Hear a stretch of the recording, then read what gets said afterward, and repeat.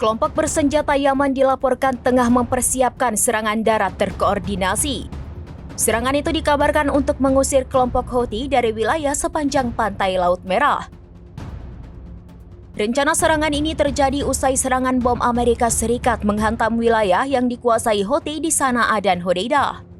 Akibat operasi militer Amerika Serikat telah menewaskan lebih dari 123 orang dan memperburuk krisis kemanusiaan. Adapun Amerika Serikat mengklaim serangan ini bertujuan untuk menekan kelompok Houthi. Serangan itu untuk membuka blokade Laut Merah dan menghentikan serangan terhadap Israel. Sementara itu, pejabat Amerika Serikat dan Yaman menyatakan bahwa serangan udara Amerika Serikat telah melemahkan kemampuan Houthi. Bahkan milisi Yaman kini berusaha memanfaatkan momentum serangan udara untuk melancarkan serangan darat.